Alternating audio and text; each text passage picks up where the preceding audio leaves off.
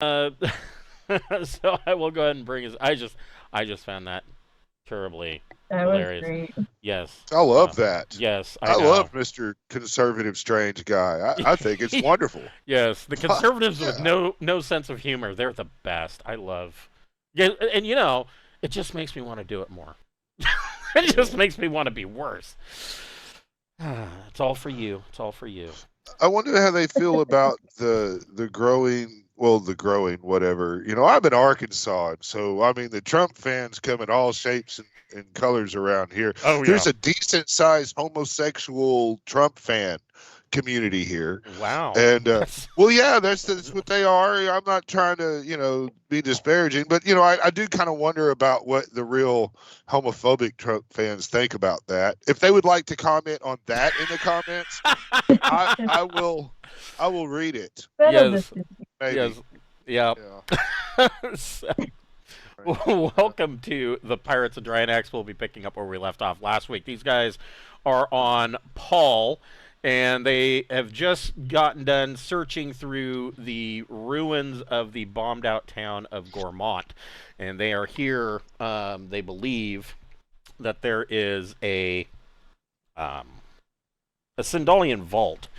And they believe that it's unopened because they have the key, a rod of um, basically this golden rod that's studded with jewels that was used by Sindalian dukes and counts as essentially a identity key, kind of it's called a rod of office, and it denotes that they are high king muckety muck of whatever. And but they have the key, and the key was found on the floating palace in Drinax. So obviously, it was not ever used to open this vault. It had left prior to when Drinax got pissed at these guys and dropped a bunch of nukes on top of their heads. And so here they are, and they have just found. They were warned that there was iHatei that had been landing on Paul, and it's not like that's a big issue. The entire planet has a total population of like 6 million people. There's plenty of room, and so nobody on Paul really thinks too much of a band of iHatei setting up shop somewhere and you know doing whatever it is the iHatei do. Um, Now they were warned, because Aslan can be so sketchy about territory and whatnot. They were warned, be careful, because if you go into the wrong place, some of these Ihati might take an issue that you're in quotes stepping on their land. But what these guys actually ended up finding was, well, in the ruins, they got attacked by an Aslan male that for for all intents and purposes appeared to be feral. Like he didn't seem to be able to understand speech, and if he did, he didn't really acknowledge it. He didn't speak much beyond growls and grunts. His clothing was completely torn up. His fur was matted and disheveled. And after, unfortunately, they had to kill him, and so they got no real answers as to anything. And they could tell from beads and jewelry that had been braided into his fur that he. I like the shirt, Glenn. I like the shirt. I'm a pirate. They could tell from the beads and jewelry braided into his fur that this was a high ranking. Well, I don't know if high ranking's a good. He was the second son of some Aslan noble clan, and there's really no answer as to why he was acting the way he was, or why he was basically feral, like completely gone as far as Did we take blood intellect. samples and stuff? Well, let's just say when he came up and surprised me and acted feral, we blasted him with shotguns. Yeah. There's plenty of blood sample all over Gregor. I mean, Beth actually did poke around in what was left of him. I would say that she probably would have collected some kind of sample. But there's really, you guys are limited, in what it is you carry. You did rent some dune buggies to get out here, and so you don't have any kind of mobile lab. You got what you can carry, which isn't much. Beth has her med kit, and let's see. So Beth, you have the coach gun, right? Yes, that is correct. I'm gonna trade with her. And so Gregor has the regular shotgun, and Keith has the hunting rifle with the scope, and that leaves the revolver for Ting. Ting is against guns. I don't know why we have to keep having this conversation. If it's got a trigger on it, I have no interest in it. Okay, I mean, so the last thing that you guys came up to was after poking around the two halves because he kind of got shot point blank range with a shotgun. After 3 times. Yeah, 3 times. They had to shoot him 3 times, once with a double-barreled shotgun and twice with a shotgun before this motherfucker went down. So. Not only, Aslan are obvious. You guys already know this. Aslan are clearly tough to begin with. This guy seemed a little bit. He had a little bit of a boost going on. There was something making him ignore pain, and he was crepuscular. So, he could take more than the average cat.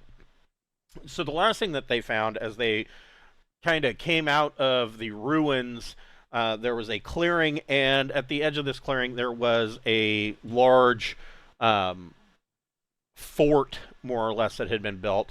And it says,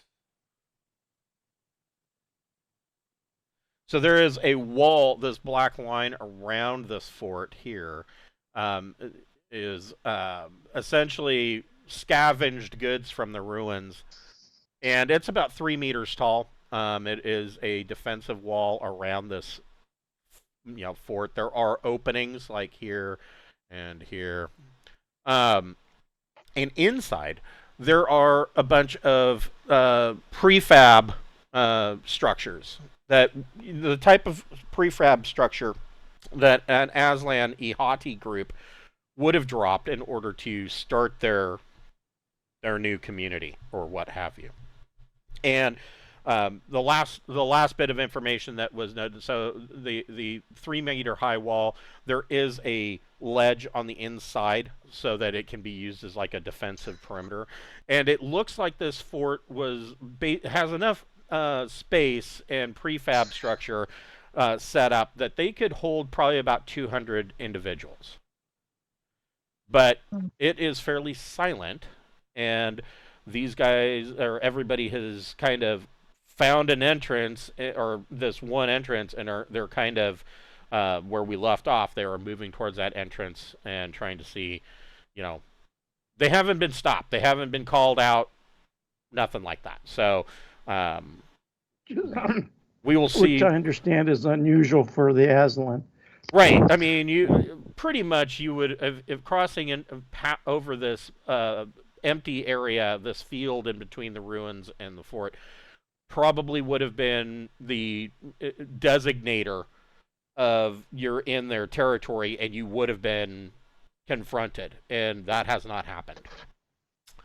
So before we get started, we'd like to thank a friend of the Greenwater Guildhall. None of these are sponsorships or partnerships of any kind. They are just products that we really like. And today we would like to thank Fable Beard Company. Fable Beard Company makes beard products like that, such as beard balms, oils, butters. They've got beard wash, co-wash, all manner of products. And each of their scent profiles is a different fantasy character. Tonight, both Glenn and I are both wearing the Hero Beard Balm, and it is a cologne-scented beard balm. It's very light cologne. And but they have many scents. I'm sure that you can find one that would suit what you're looking for. If you are a first-time purchaser, you can go to fablebeardco.com and you can create an account, and they have a buy one get one free option for new customers. So you can put 2 beard oils into your cart, and when you're checking out, use the code FIRST in all capital letters, and you will get that second beard oil for free. If you are a fan of the channel and you like pissing off the hyper-conservatives like we do, we have a merch store over on Zazzle. We have t-shirts, including the pirate flag t-shirt for the Pirates of Drinax. That's on there. There is a fleece blanket that comes in 3 different sizes. There is a beer stein that works really great as a coffee mug. All sorts of stuff. Buttons. There are many buttons. And so, what's going on here? So if you want to help support the channel, go to the merch store, get yourself a new t-shirt, maybe a button, and we appreciate you. And so today, my whip is full. I have so many works in progress. I'm working on 3 books at the same time, and well, I mean, not at the same time, because my brain doesn't work that way. I wish my brain worked that way. But yeah, simultaneously throughout the week, I am working on 3 different books. The first book in the docket is a book or a treatise of magic and spells presented by Maximilian Tassidentalis for the Braunhaven campaign setting that will bring the rules for cantrips from first edition's Unearthed Arcana into Old School Essentials Advanced Fantasy, and it will have both old spells and new spells, as well as magic items. And I'm going to throw some new rituals in there for witches as well. And the other book that I'm working on is the next adventure in the Braunhaven campaign series, the Tassidentalis' Tantalizing Tower. You know, the 3 T's.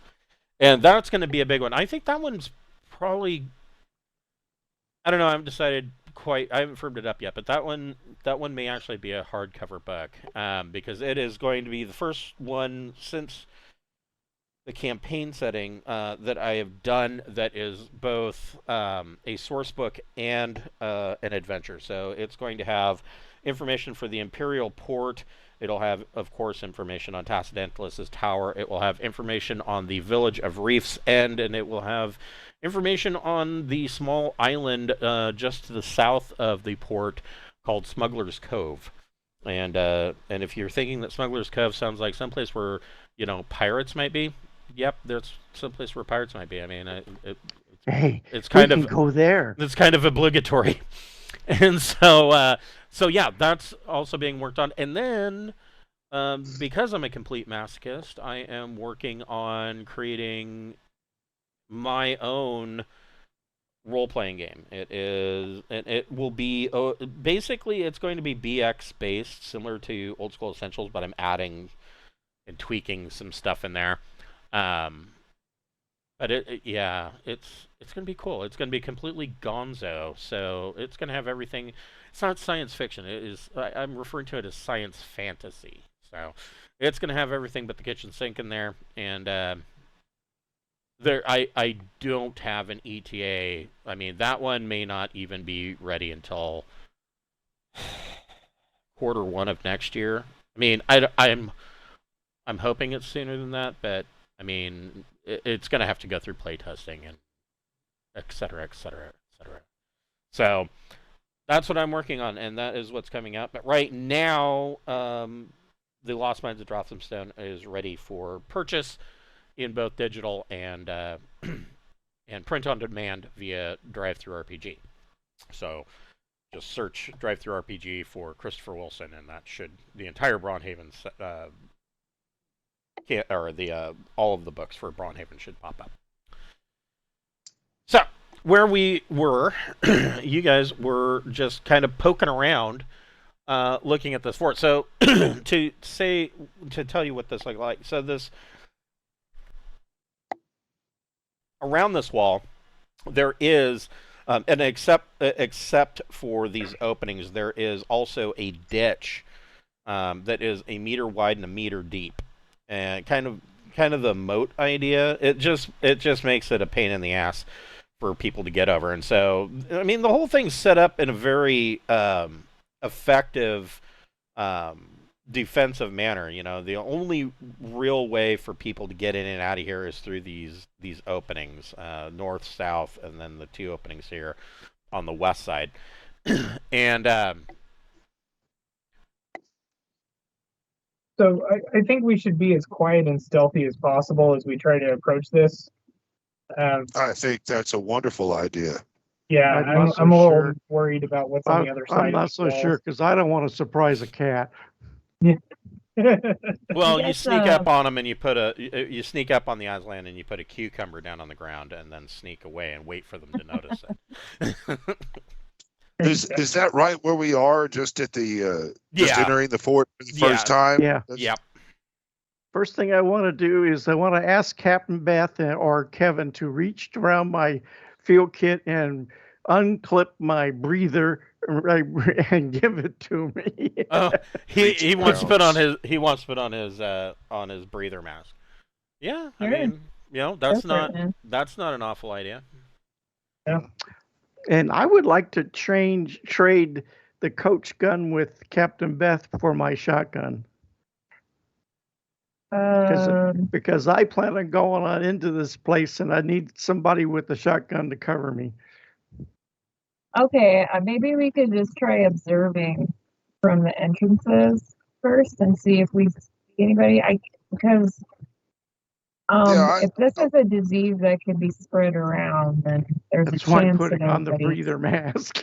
Yeah. So I don't know. Sooner or later, you know, there's no activity. Sooner or later, we're going to have to check in these buildings to see if they're alive in there. Send it in a camera drone. Do you have a camera drone? You can do that? Yeah, I've got a camera drone. I've been recording all kinds of shit. I mean, that's true. Yeah, he's so yeah. That potentially could screw up your stealth because I mean. So Yeah. when we were up in Hermiston for my nephew's wedding, they had a drone, and because they wanted to get aerial shots of them saying their vows and whatnot, and man, those fucking things are not quiet. Yeah, it was so loud, and I swear to God, it was. Of course, it was right over us, right, and it was so loud that I couldn't. There were times where I couldn't actually. They had a PA system, and I couldn't hear what was being said. You just overhead. Yeah. Or like you want. Of course, it was like 105. It's like, could you bring it down a little bit? Below some that air on me. Something. But yeah. So if they're feralized, they're probably not using firearms. If I brought the camera drone in at a decent altitude, just 20 feet in the air or something like that, and cruise through real quick, couldn't I get a quick recon of the area before we went in? So Beth, Keith, and Gregor make a all three of you make a recon plus intellect check, but not Tang. See, you're just prejudiced against cows. 13. I got 11. Okay. I also got 11. Okay. So, Gregor, you noticed in the confrontation with this feral Aslan, you did notice some odd behavior.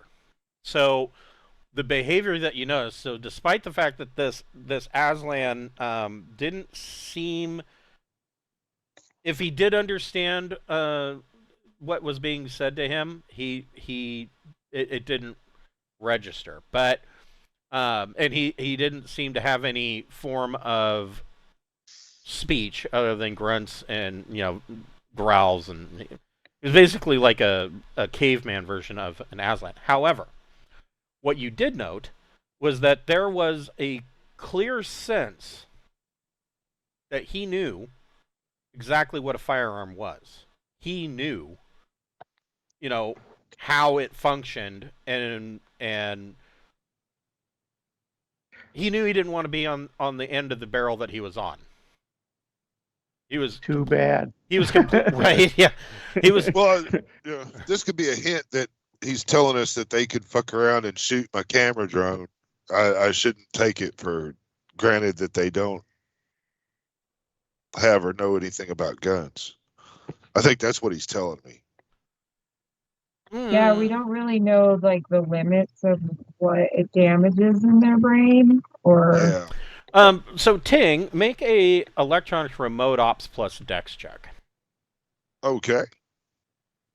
Let's see.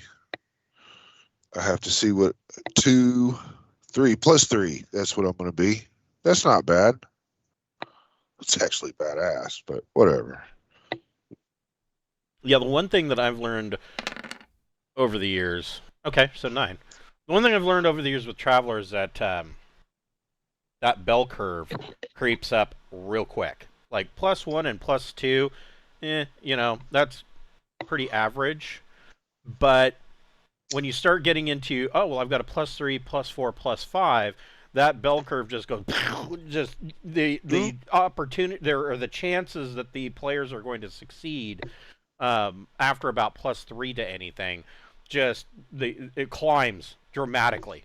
And you would, I don't know, eyeballing it, you wouldn't think that would be the case, but whew, boy, it really starts to go off the rails quick, which is one of the reasons why I had instituted the no skill higher than +4 rule. I mean, usually that only applies to character creation itself. I'm like, no, you know what? We're going to leave it at +4 because,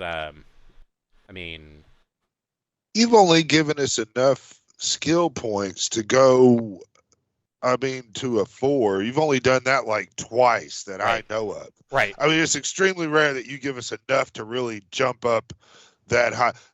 Usually we're lucky to get a 2 built up into something. Right.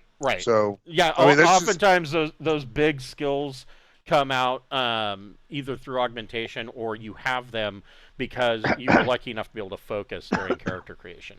That you got that subsequent roll over and over and over again.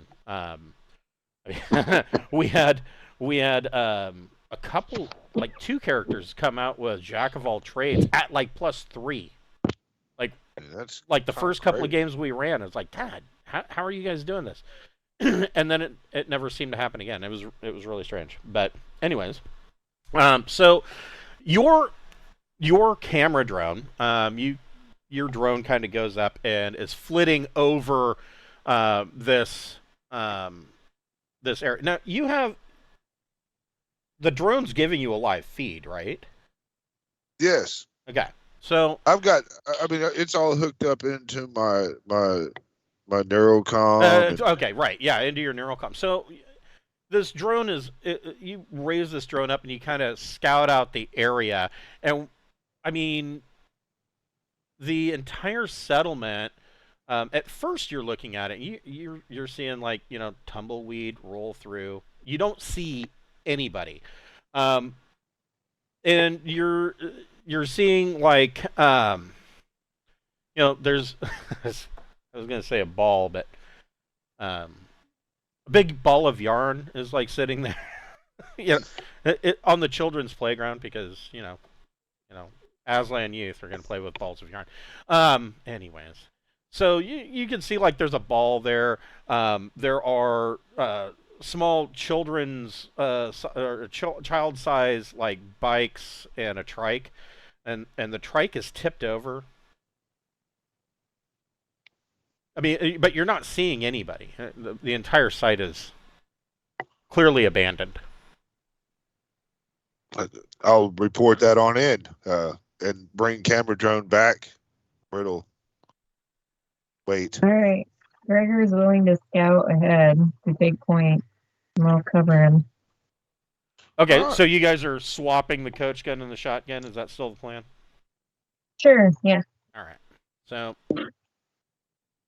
Gregor, you kind of move in, and Keith? What are you doing? I'm gonna follow, but hang back a little bit. I've Okay. got a hunting rifle with a scope, so I don't feel like I need to be very close. Okay. You don't And- need to be in 2 meters like I was. Right. Yes. Ting, what are you doing? I am going to smell Keith's hair and make sure that nobody comes up on him. I'll be like, people might say that you're bald, but I know you're taller than your hair. It's okay. Is that Prel I smell? Yeah.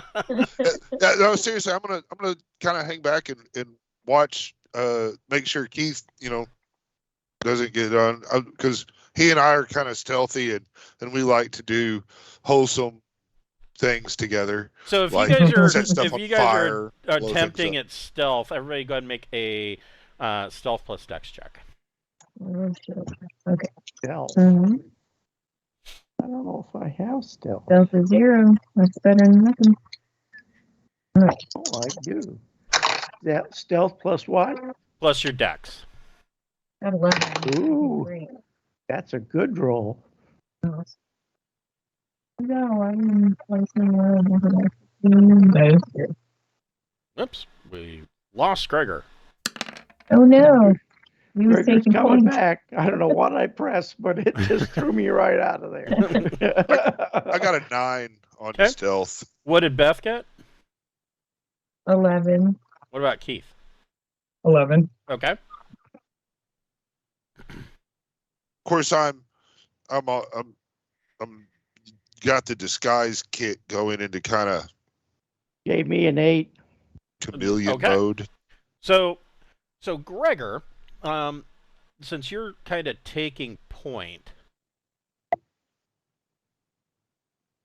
go ahead and Gregor, you can also make a recon plus intellect check. Well, let's see what do I got for intellect. I think it's a.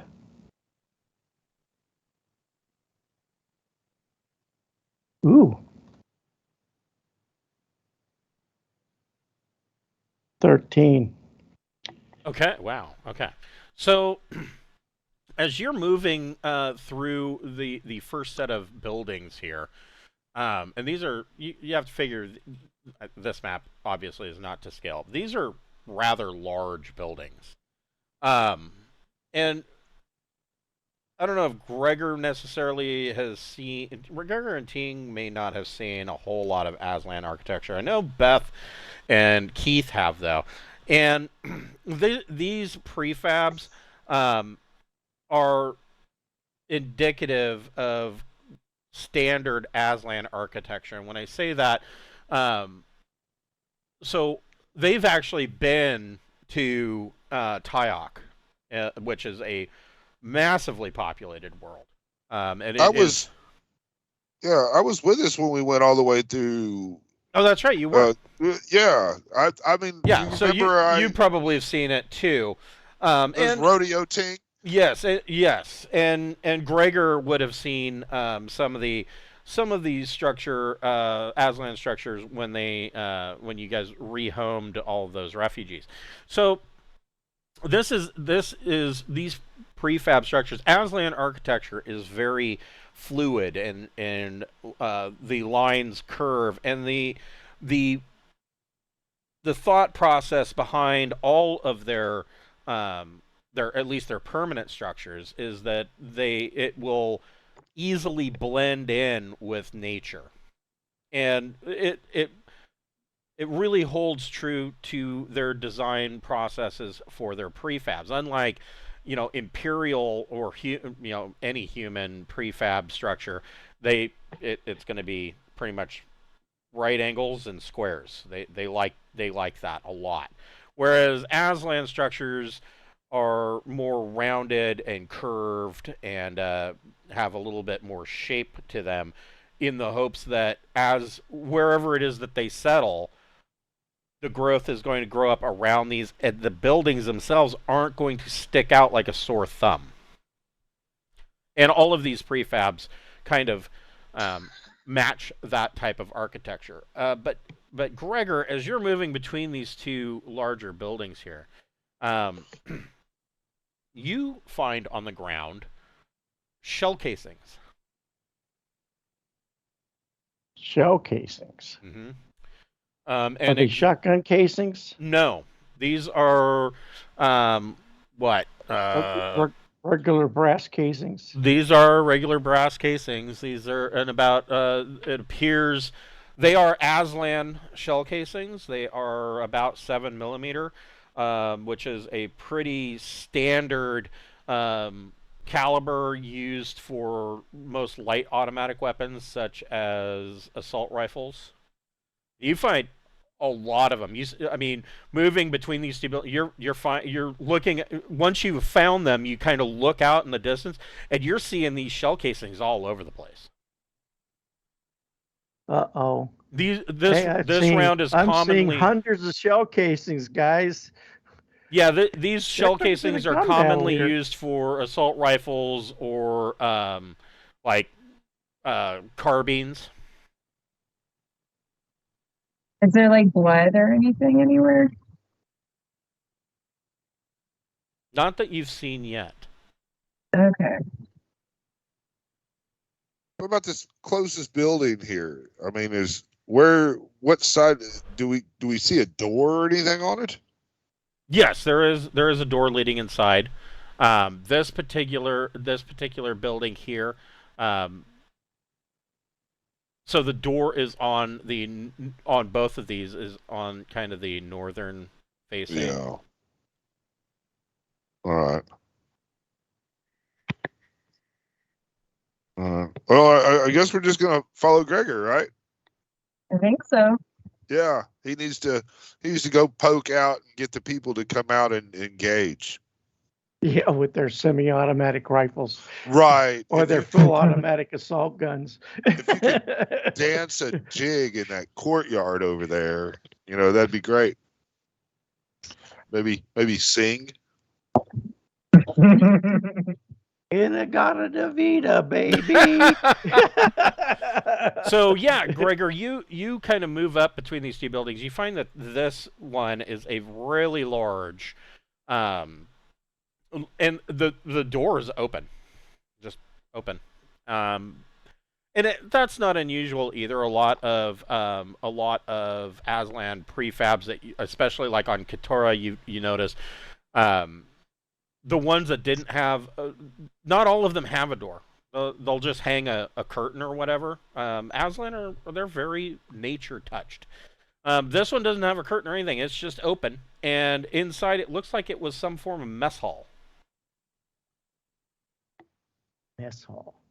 So there's wild game hanging from the walls, being blood dripping.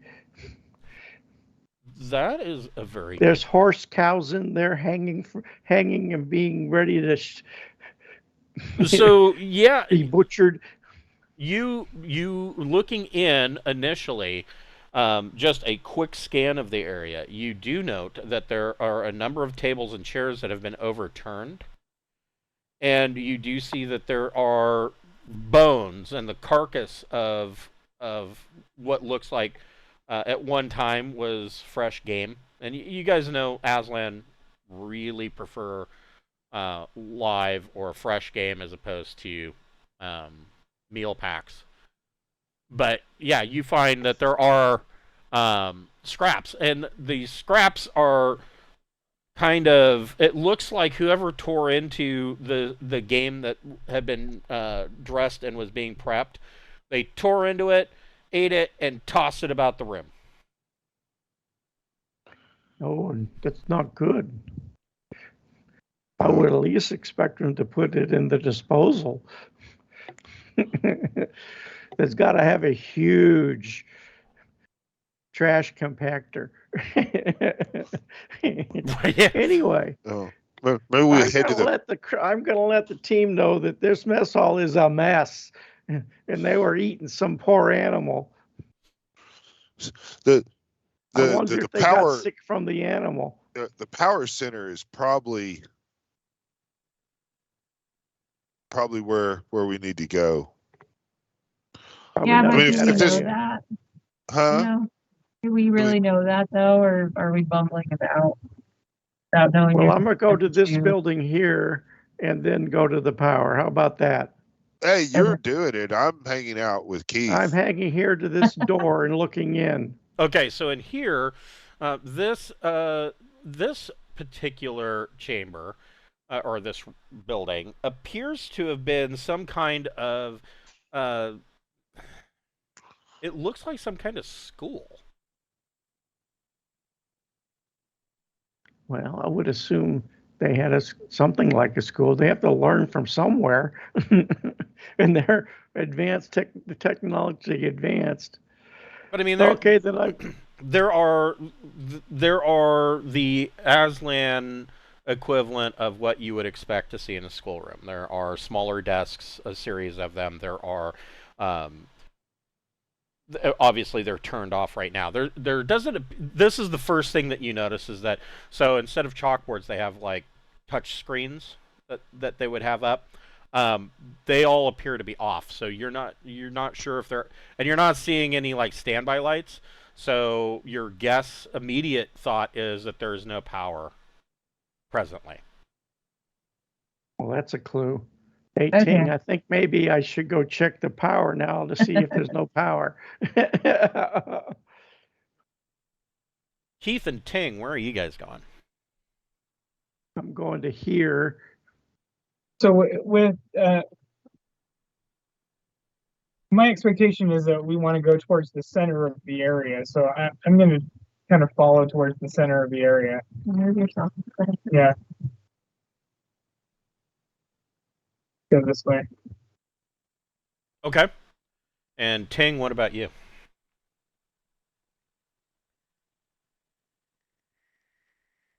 Okay.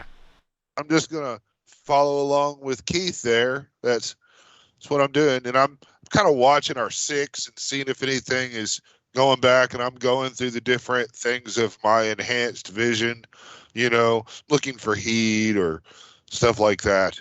Okay. Does he see any heat? Well, I mean, I will tell Keith. I probably won't yell it out across the. I mean, we're kind of sneaking, but you'll know as soon as he starts shooting, I'm sure. Gregor, make a recon plus intellect check. 10. So, this building here, in the direct center, it appears to be probably some kind of headquarters kind of building. It would be their command structure for whatever kind of settlement that they've set up, town hall, whatever you want to call it. But out front, you see a body, and looking at this, it is a male Aslan, has been riddled with gunfire, and but looking at this individual, you see the same thing. He is dressed in filthy rags. Basically, I mean, he's been here for a couple of days, but glad I got the breather on. Yeah, he's been here for a couple of days, but as far as like, you can tell that even before he was shot, his clothes were just a disaster, and he essentially has a degenerate appearance to him, like similar to the Aslan, the feral that you ran into, and around him are a number of shell casings as well, and you note that some of them are not Aslan. Some of them are Imperial Standard shells. Ooh. Well, that's Fucking interesting. imps. Yeah. Well, I mean, it doesn't necessarily mean that it was done by imps. I mean, Yeah, we use that And standard. Aslan Right. could have got shit. Imperial guns or firearms. It might have been So, people who gave folks, us you this. want me to check in building 2?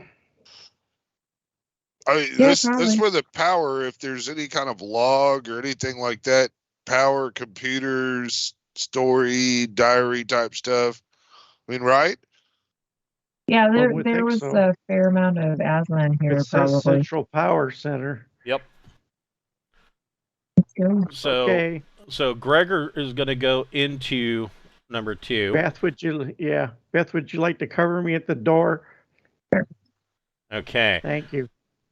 Keith, where are you going? I'm gonna head towards them. There. Keith, make a recon plus intellect check. Okay.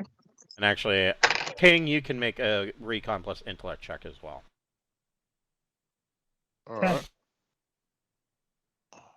So you got a 10? Okay.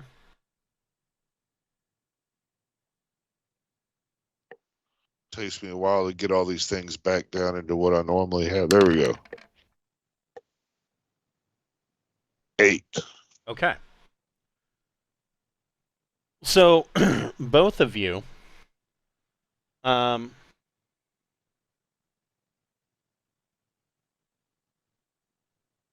on here.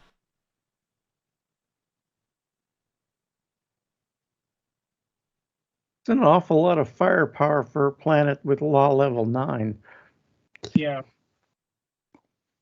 Once you get out of the area that they actually police, I mean, you're really in no law zone. Over in this area, you see that there is a mound of a mound of loose dirt. Looks like somebody came over there, dug a pit, and then shoveled the dirt back into it. How big a mound? 20 by 30 feet. Small house, 600 square feet. Yeah, Like a grave? I wouldn't say it's that big, but it's probably a good 15 by 15 foot patch of dirt. Wow. Huh. All right, you want to cover me, and I'll go check that out. Yeah, I'll cover you. Okay. All right. Well, you just want to move me over there to the mound because I'm still sneaking and all that. But is there a stick or a prodding device anywhere around? Oh yeah, you can You find. guys got you're in regular clothes, so you can't have camo on. No. Oh no, I've got a disguise net. He does have his disguise net. I can look like whatever I want. But you look like a dead bird. I look like a Terminator. That's what I look like. So Predator. Gregor, in this central power center, you do find another 2 bodies. There's a male and a female. Both have been shot. Both of them are also dressed in torn up clothing, degenerate appearance. The standard that you're seeing for these feral Aslan. And they appear. Am I finding any abandoned assault rifles? No. They appear to have been gunned down by several automatic weapons and just left where they fell. Gregor, make a, let's see. You have investigate?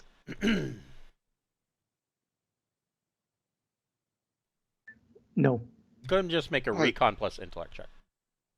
You think maybe they might have found the 7. The vault and triggered the security measures and got fucked off? Possibility. It's a possibility. So, Gregor, and Beth, go ahead. Beth, do you have investigate? I have it at 1. Go ahead and make an investigate plus intellect check.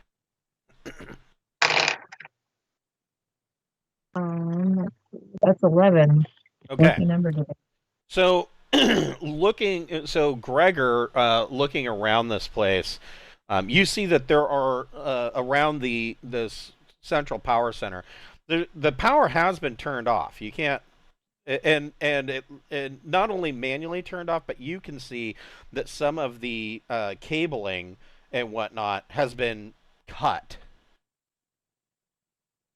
Well, that's not good. Beth, poking because it's going to be dark here pretty soon. Yeah, that is true. The sun is starting to dip a little bit lower in the sky. Beth, poking your head in and keeping a watch for watching Gregor's back. You see several of the cabinets have been opened, and you can tell that the area has been completely looted. Your stuff has been, and not just anything, but literally everything. Like the cabinets have been opened, and they're bare. Like they didn't leave stuff on the ground. They didn't just dump stuff out. They weren't searching for anything in particular. Everything's been taken. It's been literally comprehensively looted. The initial thought that comes to your mind is that from things that you have seen in the past, the immediate first thought is this looks like Augmen Raiders. I see. But then you realize, but I mean, even Augmen Raiders seem to be more specific. They seem to be targeted on what it is that they're looting. This just seems to be everything. Ting, you get over to the patch of loose dirt, and you find you actually find laying on the ground a looks like a pole that had been bent and pulled off of like a child's playset, and you kind of dig through this loose dirt, and you start realizing very shallow. It's a mass grave. All right. And there's about 24 bodies in this hole. Well, that's about 15% of what we expect. Best. Ting, does Ting have investigate? Oh, I'm sure I do, but let me look at my character sheet so I don't just lie. Yeah, I've got to investigate too. Go ahead and make an investigate plus intellect check. All right. Shit like this where I'm really glad I made like a spy steward kind of character. But yeah, I 11. That's not bad. So you poke around and you note, first of all, the first thing that you note is pretty quickly uncovering this patch of dirt that this mass grave is men, women, and children, all Aslan. Yeah, this place got attacked. But can But the other thing that you are noticing is that about half of them, about half of the bodies that you uncover, don't show any signs of violence. They haven't been shot. They haven't been stabbed. They're just dead. Yeah, man, I think it's time. Are their limbs in awkward positions? Well, no. I'm gonna back up, and I'm gonna be like, man, I think maybe we should just get out of this and go check out the ruins. This place looks like a fucking end of a something fucked up, and maybe a biological attack. I don't know. That's what I'm thinking. Yeah, well, there probably was a biological attack because it also killed birds. Apparently killed birds as well. Yeah, it might have hit their food source. I was just without any real science stuff to go about it. I mean, Oh man, mass grave, dead people, lots of bullet casings everywhere. The power source has been, disabled. Plus, Yeah, we the should vault is hightail it. more like the vault's probably more likely in the ruins anyway, right? Well, did I remember hearing that this facility is on top of a little hill? Let's see here. It is a naturally flat area. Okay. And you can see the ruins surround it. So there are ruins to the south and to the northeast.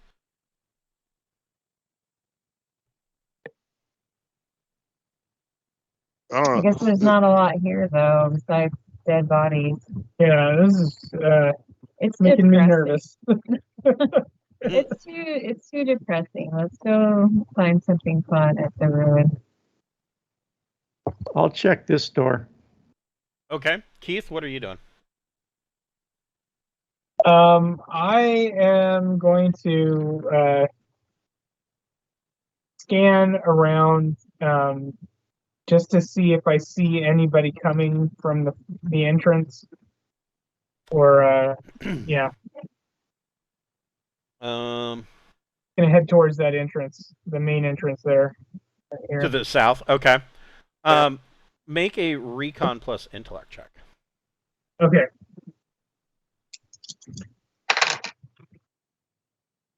After the body prodding, I'm just following Keith around. I don't blame you, Ting. I got 11. Okay, so Keith, you do see something just outside of this main entrance. So there is a small clear area, kind of. It looks like these buildings down here may have been, and of course, these are human buildings. This is from the original town of Ghormount. You see that these look like at one time they were probably apartment complexes. Is kind of the gist that you're getting from it. And in between them, there is a clear area, and you see that, between the weeds and whatnot that are growing up through the ferrocrete, you can see that there are a number of canisters. What size of canister? They are 55-gallon drums. No, they're not. That have skull and they're a little bit crossbones smaller than that. But yeah, I mean they're a little bit smaller than that. They would appear similar to like large milk cans. I don't know if you've ever seen old milk cans, but they're kind of tapered at the top. Okay, so they kind of look like that. And you know that you have seen these types of canisters before. They're usually used to contain industrial gases or chemicals. Oh, interesting. And they look new. They don't look like they belong here. Are they open or closed? I'm going to alert the whole team that there appears to be some sort of canister here that maybe was used for deploying some sort of biological. Could have been just a gas attack. Yeah. Yeah, I mean, hopefully that stuff is gone, but I mean, something really violent's gone on here, and someone took all the shit and moved it somewhere. So back to that abandoned house we saw. So, so you alert everybody else that you found some canisters. What's everybody doing here? I'm going to check this last building, I think, and then if we don't find anything but bodies, I'm going to move on because I'm going to assume the rest of it's full of bodies. So in this particular building, you do find a couple more bodies, but and they appear. These are Aslan females. They appear to have been. They appear to have died from dew claw attacks. I mean, they have all the telltale signs of getting into hand-to-hand combat. Again, their clothing is disheveled, their fur's matted. They appear that they had some kind of feral behavior before they expired.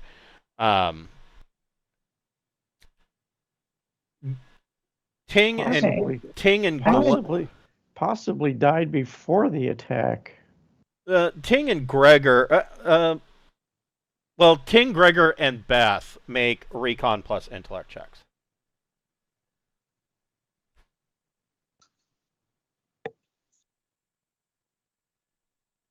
I got 9.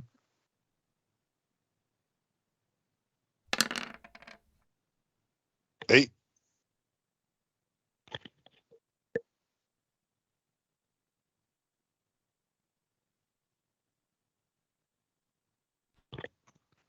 Keith? No, Gregor. Everybody's but. Oh, Gregor?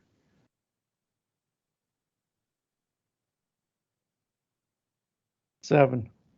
So, the thought occurs to Ting and Beth, just in even with the mass grave, the bodies that you found and the mass grave, does not equate to the number of people that this fort would have housed. I mean, the rest of the population just seems like they're gone. Like we maybe have found 20%, as far as I can figure out. If that.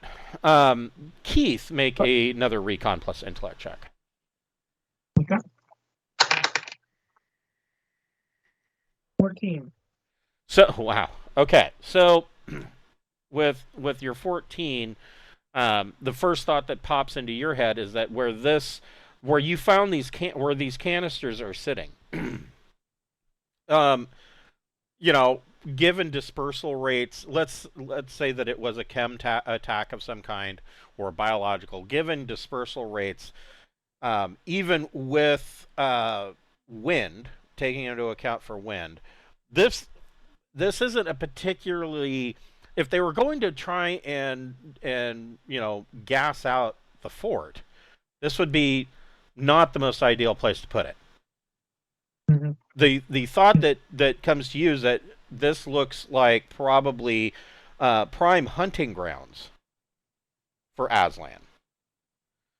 And likewise, you notice some more of so one of the things that was noticed on the way here, on the way to Ghormount, is that they encountered birds, and they were told that the birds in the area had been acting strangely, that they were much more aggressive, and someone put chemicals in their food source and fucked them off that way.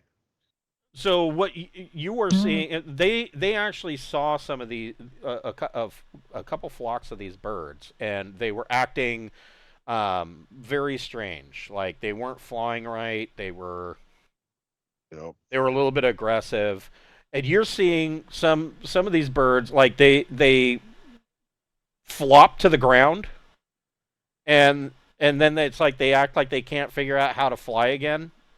And they kind of wobble around like they're drunk. Is there any kind of markings or any indication of the contents of the canisters, or not so much? Let's see here. So, well, go ahead and make an investigate plus intellect check. Yeah.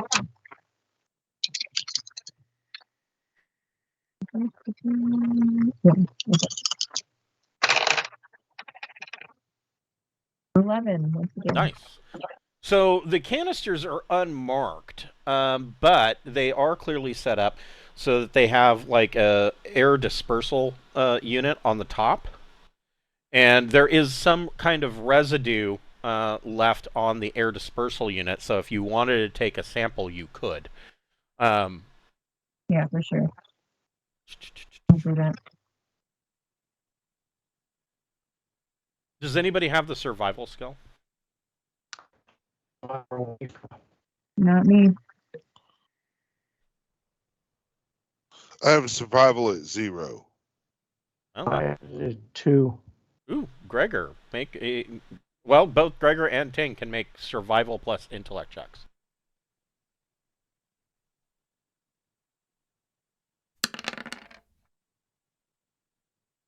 $11.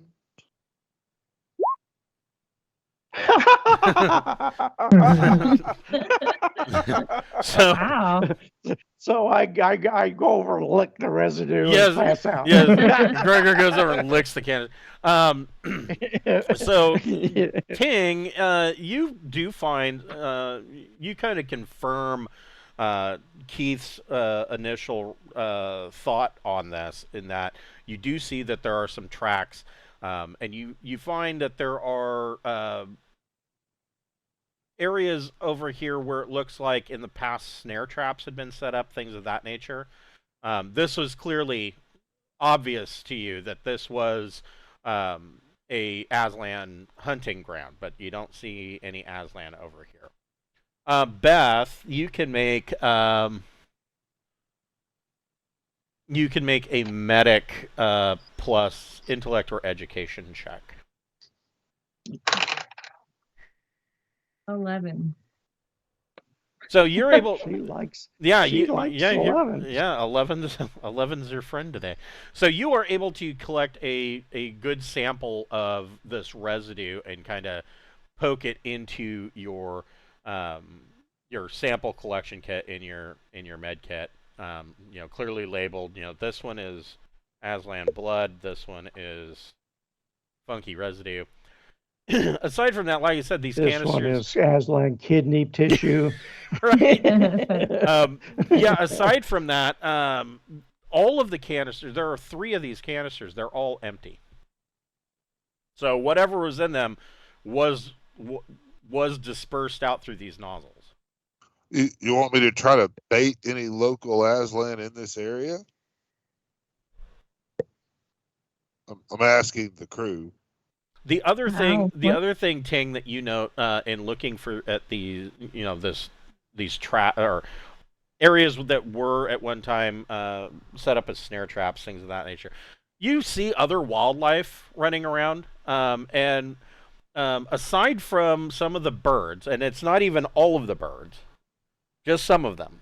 All of the wildlife that you're seeing running around, chittering through the foliage of the ruins, all seems perfectly healthy. They all seem like they're completely normal. It's just a couple of the birds are acting really messed up. Probably something. It sounds like it was targeted. Yeah. I mean, someone hates the birds, and I use my shriek box to project really loud bird sounds. Anything or anyone that would really want to eat or kill or doesn't want birds in the general area would come investigate. So if we all hid when I did this, something might happen. And Or I have nothing my at all coach gun in my right hand and my body pistol in my left and my machete hanging over behind me. So the last part of your survival check before you start screaming bird sounds, you see that there are a number of tracks that lead off in this direction. And then you kind of make these really loud... Are they Aslan tracks or are they footed? Are they probably not Aslan? Because I assume do Aslan wear shoes or do they go barefoot? They can. There are some shoes, but they definitely have a different gait. You're seeing that there is these footprints are Aslan. Well, I'll definitely point that out before Is it like a shitload of them, like the rest of the people? It seems to be a single individual, fairly light build. Okay. Probably an Aslan lady. You want to? Should we follow that then? I mean that's something. That's Do we our have only any clue. other clues to follow? Yeah, I mean, I was really throwing a Hail Mary when I said I was going to try to shriek and gobble gobble. I mean, that was because we're starting to Yeah. stalemate there. But I mean, I'd rather follow the trail than do turkey calls. I agree. Okay. So you guys continue to follow this trail, and Stealthily. We're sneaking. Yeah, you guys are still sneaking, and in the town, you find that there is a section of these ruins that unfortunately are underneath this description box, but you can kind of see here that it looks like this was ground zero for a rather heavy munition. Maybe not an atomic, but it was pretty bad. And it is mostly overgrown with vegetation and the like. But on the other side of it, you see a road. And the road is lined with rather grand, and when I say grand, I mean these things are like 25, 30 feet tall. And about every 20 feet, there's another one. And there's on both sides of this road, these 25, 30 foot tall statues. And this is a big, wide avenue. And it goes for, I would say at one time it looks like it traveled for, unbroken for probably a mile. And of course this crater from the explosion kind of changed that landscape. But at the end of it, you see two large statues, and in between those statues is a large vault door. And it's 50 feet tall, and it is closed. Convenient. It is closed. it is closed tight, and it literally goes into what appears to be the side of a small. You wouldn't necessarily call it a mountain, but it is a large rocky hill at the very least. And around these statues and this large vault, 50-foot tall vault door, is a shanty town. People actually in it. We're seeing shanty people shantying about. Yeah, you can see that there are some people moving about, and they are going to have to get a really good roll. And they did not. They do not notice you. But you can see that there are... This shantytown, I mean, there are small tents and makeshift shelters. And when I say makeshift shelters, they are makeshift, but they've been here a long time. These are Aslan? No, they are humans. Did the Aslan footprints go out to here, though? It did. And you are following those footprints. And it looks like the footprints, the tracks that you are following, it seemed that for most of the way towards the shanty town, they appeared to stay in the foliage, almost like it was whoever was making these tracks was trying to remain unhidden, hidden and being stealthy about their approach. And then at some point they just finally are like, fuck it, and they run out into the street, and you're assuming they head straight for the shanty town.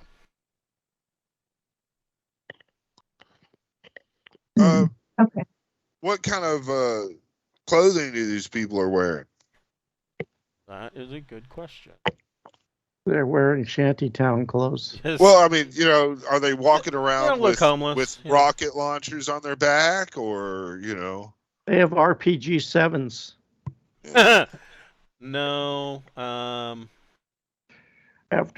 After 15,000 years, they still use the same Russian rifle grenade that they have now. Yes. Hey, man, if it ain't broke, don't fix it, right? And they're positioned so we can't sneak around them to get to the vault, right? Yeah, they're like, the bulk of their town is right in front of this huge vault door. And so as to what these people are wearing, they don't look like they're wearing. I'm trying to think of how to describe this. It looks like their clothing. Much of it is extremely old, but it's not shredded and torn up. Where there was like a hole, it has been stitched up. If there was a big enough hole, it was patched with another piece of clothing. Other pieces of clothing they're wearing look like it was maybe manufactured from local foliage. Like they actually like have reed shirts and whatnot. Do they have Sandalian stylings about them? That would be interesting after 2,000 years. Well, I mean, they would. That doesn't necessarily mean that they're Sandalians. I mean, they could have been salvaging from this Sandalian ruin. No. I mean, mostly muted colors. A lot of browns, tans, and greens. No particular insignias or anything like that. They do. Some of them have like bone necklaces or, like a tooth that's an earring kind of thing. Make a recon plus intellect check.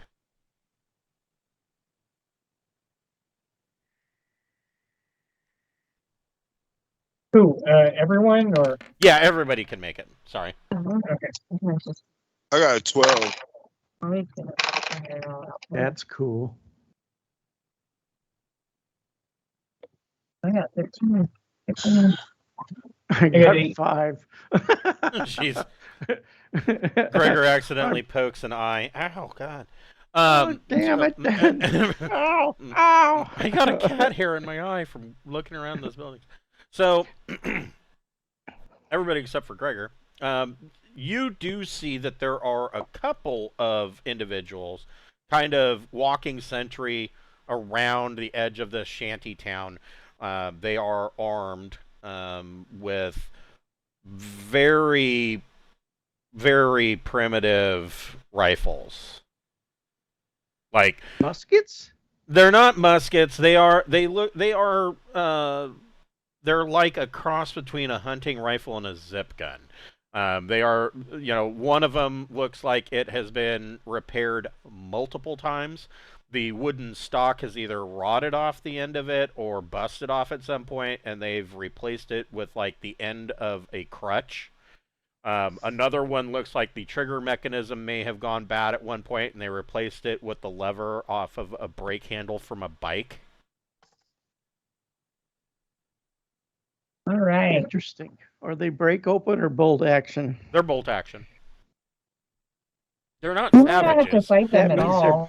That means their rate of fire is a little higher than a we break can try open. to isolate one that might leave the shanty central and maybe engage with them. Like talk to them and see if they're And get a feel of what the fuck. Yeah. Yeah, so that's what we want to do then. We want to see if we get one going for a walk or going on a scavenging mission or something like that. We could maybe head them off and intervene, Okay. Let's see if they're crazy. We can isolate one. Yeah, isolate one outside of the town, and we want to engage it. So you guys kind of hunker down and watch these people. And it, probably from Beth's standpoint, it's actually rather, from a medical standpoint, it's probably somewhat interesting because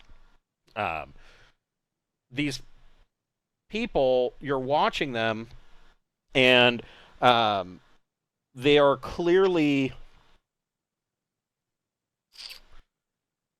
They are living without a lot of technology, but they don't appear to be primitive. This means they're like Amish. I wouldn't go that. Yeah. Are they better? Maybe, or worse maybe than if Amish? you more like. Well, like be they surprised about voluntarily the gave up Amish. technology to. More well, like I wasn't trying to get into them. I was more of the lifestyle. more like End of the Flies, where they Oh. finally get rescued. Yeah. Okay. Yes, you have a bunch of savages here, but they know what airplanes are. They know what bikes are. And at one point you're watching one of the sentry guards.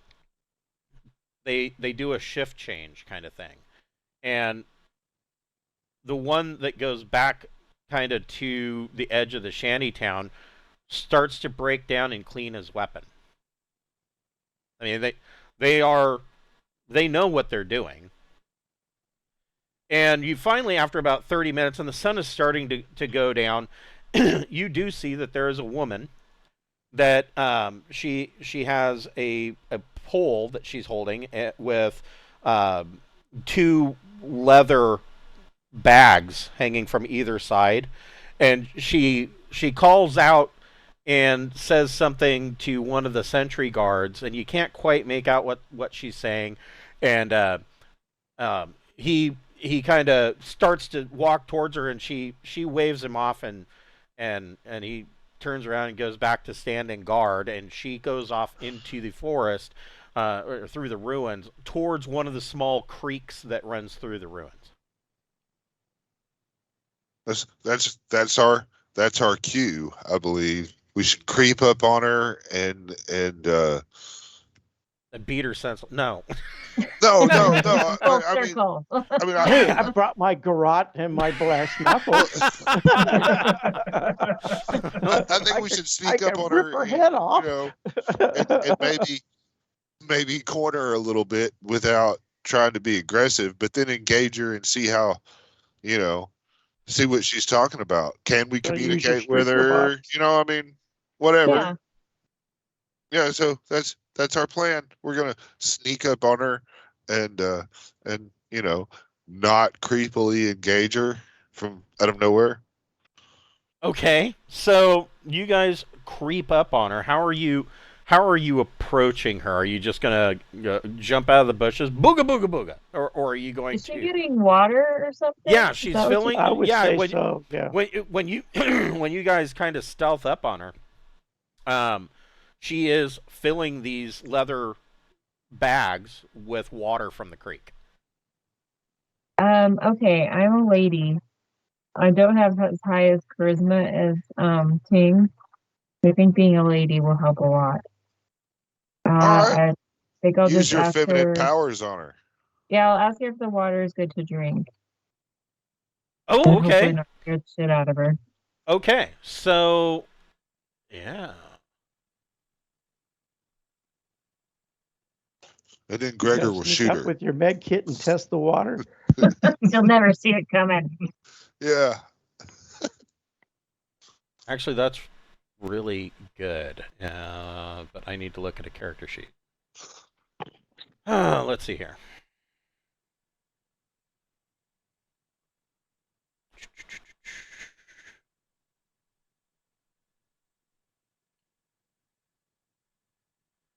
So, Beth, go ahead and roll 2D plus your charm modifier. Oh, that'd be bad for me. 6. So she is startled, and she drops one of the bags of water and that she's filling up, and she turns around, but she's, I mean, her eyes are as big as dinner plates. She's, who are you? I'll introduce myself. I'm Captain Beth, Lord Admiral Captain Queen, Lord of the Pirates. The sun will be down by Sir the time of she's Dreadnought. done saying her. Yeah, by the time she's done putting her litany of titles. Yeah, you guys are getting an arms list of titles as we progress. So she says, "Do you always make it a habit of sneaking up on people?" Yes. Kind of. That's in my line of work. I mean, It's in my line usually of we work. do it in space. But, At least I didn't garrot you. she kind of calms down a bit, and I would assume that you probably have the coach gun like in your waistband or something. I doubt you're standing there with a gun on her. I'll take her dropped up water container and begin to fill it for her. Oh, that's nice. Okay. So she introduces herself as Etienne, and she says, "Well, I want to. I would like to know what it is that you're doing here. We don't get very many visitors to Ghormount." I'll tell her we're looking for a vault door. I'm wondering why they're here when the train used to send crews up here and nobody said anything about these people. I don't think they've sent crews up here. I think they killed the Aslans and just said done with it. Oh no, it's been months. So since to get up here, and I don't know. I don't think Ting saw this. So this is the rail lines from the railway company, and so where you guys are there. This is of course Ghormount. This line here is an old rail spur, and it was old even when Parflex Junction was built. I mean, this rail spur was probably here when Ghormount actually was bombed. And Parflex Junction, the rail company used to use this rail spur, to store cars, or if they had to move a rail or a train off of the line, they would kind of park it here. Or if a series of cars needed to be repaired, or they would park it here temporarily. And they ended up just not using it all. But it doesn't seem like they ever went all the way up the rail line. And, I mean, you guys drove up here and the rail line is completely fuckered. So it's not like they'd have been able to get all the way to the town of Ghormount to begin with. Well, I was too drunk to notice that. That's possibly true, yes. I had to drink a little hair of the dog to make it up there. Yeah, so this is some society that's been living here for one reason or another, probably off the grid for a long time. Yeah. So Etienne, of course, wants to know. She's like, so what brings you to Ghormount? We're looking for a big vault. And she makes a sign in the air, like a circle and a cross through it, and she says, "Yes, the Great Vault." Oh. Would it offend your people my if God, somebody opened the vault? The vault? I'm sorry, what was your question, Ting? I said, what does your religion say about when the vault is opened? She says, "Well, come back to me. Come back with me to town. If you've been out here in the ruins, you must be hungry. Come back to the town and get something to eat, and we can explain to you about the Great Vault." And she makes the sign again. Okay. That's worked just fine. They're not crazy in a dangerous way yet. So she leads you guys into this shanty town, and as she's leading you in, she's got her water jugs, and she holds up a hand and she says, "Everybody calm down." And you see some of the sentries kind of get alarmed and grab their rifles in a menacing way, and she's like, "No, these individuals have been searching for the Great Vault," and when she says that, they all make the sign. I'll make the sign with them. Okay. Yeah, I want to fit in. So do it.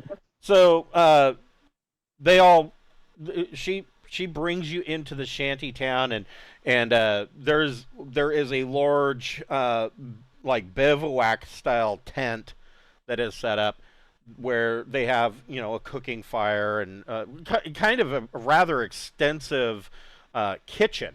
And so she kind of brings you over, and she pulls out some rather hearty stew, and starts to explain that she says the people that you see here, and rough head count, there's not a whole lot of these people. There's maybe 250 of them, maybe 300, including the children. And she sits down, and there's with the stew, she serves a hearty bread that she has been baking in a actual mud kiln oven that somebody had built, and she is dipping the bread, and she says the people that you see here are the remaining population, several generations worth, of the original town of Ghormount. And she says when others wandered away after the chaos that ensued from Paul being bombed, many of us stayed in the region and continued to make our lives here. And she just point blank asked, she says, "So did you arrive in a starship?" Yeah, we have our own, but I'm not going to say it. I will. I think they seem pretty cool. I'll tell them that we arrived at a starship. Yeah. We've come to restore the glory to the area and put you all in your rightful places. So she explains in a retirement home. For the most part, they kind of refer to themselves as the Remnants.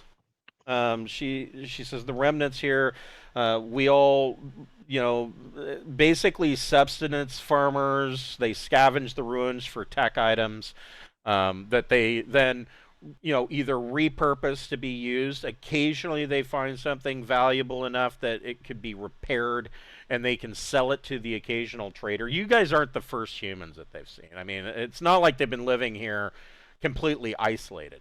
And clearly they have a couple of tech items. Like you can see that somebody has a portable computer, and there is a solar panel array for charging batteries, but they don't have a lot of this stuff. But they are aware of it, and they know how to operate it. And they tell you that she says, we have no real desire to move and live anywhere else. This is our home. Our friends and our family are here, and so we've just stayed here. We didn't want to move to some of the bigger cities. And you can see that there are areas around, now that you know where to look through the foliage and the wreckage of these ruins, you can see that there are some cleared areas where they're growing gardens, and they, I guess calling it a farm is maybe excessive, but you do see that they are, so they're and here's another one that, so they are raising horks.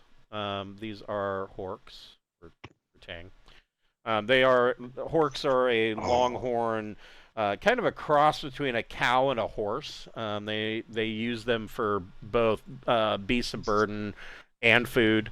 And horks are not native to Paul. But they've been here for so long that most people just assume that they are. But you guys know that horks are actually raised on a number of worlds across the Imperium and Trojan Reach. Basically, do they ride them for sport or anything? Not necessarily for sport. They can be ridden. They're not very good at that. I mean, the horks themselves are not. It can be done, but that's they're better at pulling things, and that's about what horks are good at. And they're not particularly fast. Plow. They could do a carriage. Right. Yeah. I mean, a wagon. They're not particularly fast. Maybe they're probably faster than a cow, though. Would they be offended if we go look at the vault and then I'll do their funky little vault sign? So she tells you that so the statues that when you bring up the vault, she makes the sign, and she tells you basically she describes that the people of Ghormount, these remnants, have kind of created this pseudo religion that is based around these statues, and she refers to the statues as the guardians and the guides, and they believe that one day the vault door will open and they will be allowed to go inside and they will be rewarded from these guardians and guides. Oh. So then the answer is yes. We could go look at the door. Oh yeah, you can walk right up to it and check it out if you'd like. Right. Well, if the captain would like, we could head that way. Or do you want to investigate your subjects? I wonder if we should. Should we try and open it in the middle of the night, or will it not matter because there's sentries? I mean, they're not. I mean, if you want to go up to the vault doors, they are not against that at all. Maybe we could go up and open it, walk inside, and then close it. It's worth a shot and be really funny. Good luck with that. You're going to need to use the shotgun. So it shouldn't take too long. They're going to be running for the door as soon as it's open.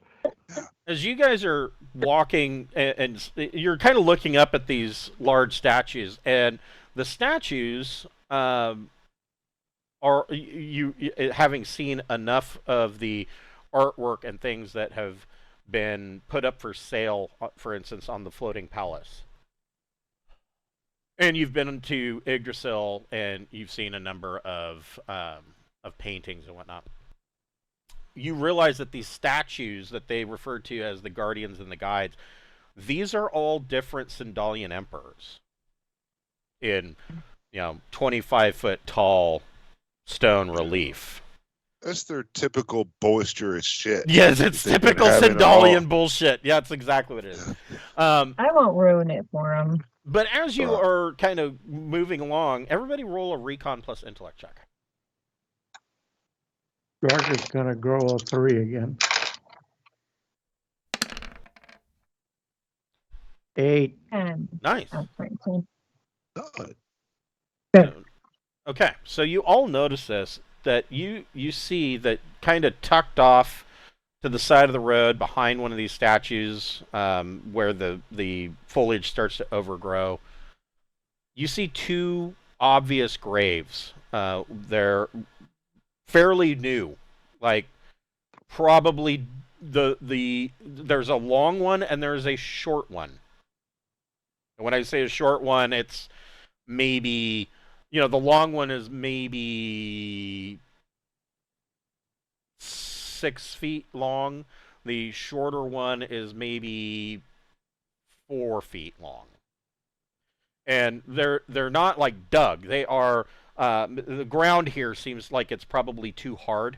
Instead, they are the kind of grave where they stack stones over them. And they look like they look like they are less than a week. There's no weeds growing on them, nothing. These are brand new. Are we being escorted or anything, or we're just? Yeah, Etienne's going with you. She's leading you. Well, we can ask her about that then. Yeah. So when you ask her about the graves, she kind of gets this really sad look, and she tells you that about a week ago, a female Aslan came into the camp carrying her child, and she says this woman acted very strange. She seemed to be skittish. She looked disheveled. She she spoke in broken Galanglic. Like she wasn't quite sure of how to speak all the words. And she more grunted than anything else. But what we gathered, she gave us her child, and her child was very sick. And we gave them shelter for the night because clearly she was scared of something. In the middle of the night, she ran off, leaving the child here. And the next morning, some of our sentries went out into the forest, looking to see, where she had possibly gone. And they found her body. She had died, and it was within another day that her child died. We did everything we could for her, for the child, but both of them ended up dying, and so we buried them there next to each other. Oh, well, that's a cute story.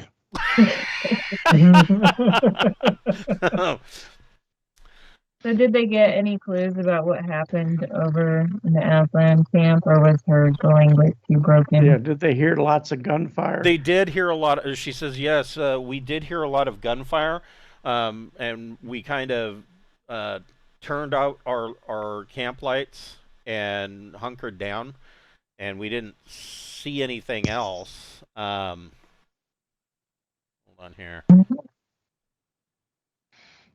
The smart people, when you hear automatic weapons, you don't go investigate.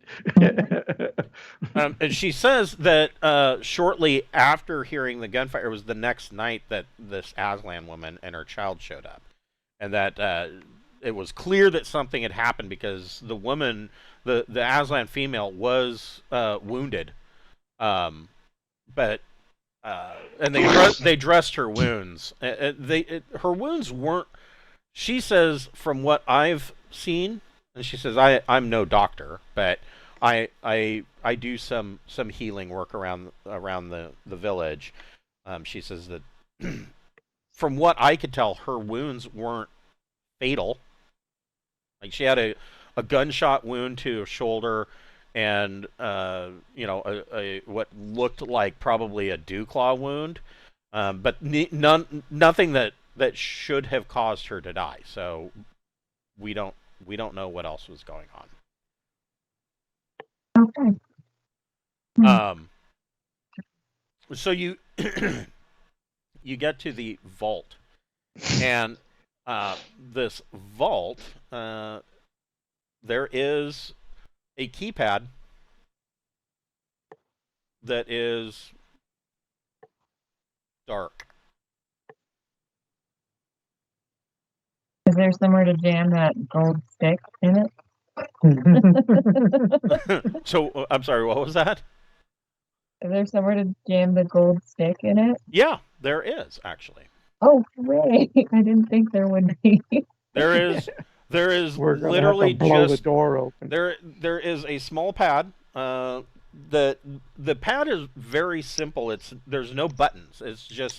It's like just a black slate, and then below it, there's just a hole. All right. And the towel and this thing they gave her just miraculously fills that small hole. So you stick the rod into the hole, and the holographic projector on the rod pops up, and it is overlaid with a countdown in the ancient Sindalian numbering system. Ooh, how much do we know? How much time, or does anybody know that? So you can determine that this is it is counting down, but then the hologram kind of flickers, and it looks like it counts back up, and then it flickers and it starts to count down, and you see the black slate above this hole kind of flicker for a second and then go out. that's not good.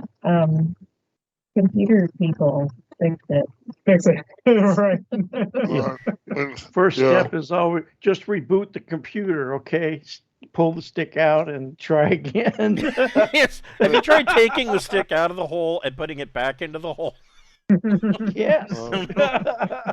That solves 94% of the computer problems. Yes. Yeah. Yes. But I could probably translate anything that was going on. I mean, I have translator programs and shit. Would that have given me any information? So there is an estimated countdown. What your translator program is telling you is that the closest that it confirms that it's a countdown. The most that you can figure is that this countdown, which is inconsistent, seems to be a countdown to how long it will take for the door to open. So something is jamming the door. It seems power. and you can hear as this, before the black slate kind of went, it flickered on and then went dark again. You could hear what sounded like the start of gears grinding behind this large metal and stone edifice around this 50-foot tall vault door. And then they stopped, like they just slowed down and ground to a stop. Seems like it needs more power. Is there a way we could jack power into this thing? Well, like I said, the town does have solar panels to generate power. All right. Might need a little bit of time. We might just need to wait until day. Yeah. What time? I mean, is it daytime now or No, it's the middle of the night. Yeah. middle of the night? Okay. Yeah, we'll have to wait until the day to get solar panels to charge anything. But maybe we have some sort of other power source close by. The dune buggies. That is true. Yeah, we could use the dune buggies. Yeah, those are electric. All right. If you guys want to, go for it. Yeah. I'd like to try that. Okay. So you guys are going to go back to get the dune buggies. We will pick this up next week with you guys making some engineering and mechanical checks to see if you can't get this door to do something interesting. But I am going to, for good role play and good search values, I am going to give everybody 1 XP point that can be spent towards the skull. Awesome. Thank you so much. You're welcome. Yeah. I'm going to go ahead and turn my drive wheeled into a 1. There you go. That's probably a good idea. Yeah, good ones that would apply. Stealth would apply. Investigate would apply. Drive would apply. I'm going to do investigate 0. Good idea. So yeah, It is. I remember in the old days there was always the question in old D&D days. What's the difference between search and investigate? Well, yeah, this is exactly the same thing. What's the difference between recon and investigate? Recon is what you can immediately, quickly see with your eye. Investigate, you're poking through stuff. Makes sense to me. Oh man, we're gonna probably open the door next week. That's super cool. Yeah. That'll be cool. We'll get more experience points for opening that. We'll have to deal with all these people. We'll probably have to slay them all. So just wait till the Sindalian death bot comes out from behind the door. So you guys have 2 dune buggies. Who all in the party is going back to get the dune buggies? Since I have drive, I'll go over there. I got drive wheeled too. 1. I do too. Now, so I mean, I got that in a dex +1, so I'll get a +2 on driving the wheeled, I believe. Okay. What about? I get +3. And Keith and Beth, are you just staying back at the shanty town? Maybe we should. I think we should all stick together. Yeah. Yeah. We'll go together and be like, we'll be back in a little bit. So all of you make a recon plus intellect check. 6. 8. I'm really doing poor tonight.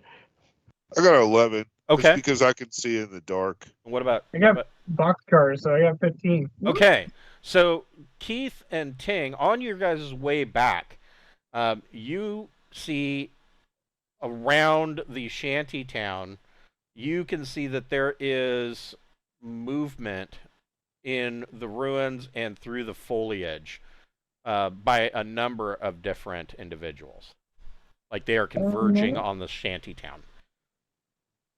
Oh, that's not It's an good. attack. We need to defend the damn shanty town. So we will pick this up next week with the harrowing. Well, you're not sure what's going to happen, but it will be harrowing. I will tell you that. We let nature take its course and then kill the winner. Yeah, I mean, you know, nature's a cruel mistress. That was really fun. Why would anybody want to kill off a shanty town? Well, you're going to find out next week. They don't like the music. I bet the shanty town attacked them first, to be honest with you, but whatever. So, all right. Anyway, I will see you guys fun. next week on Wednesday night at 7 o'clock for the next episode. Good night. Have a good night.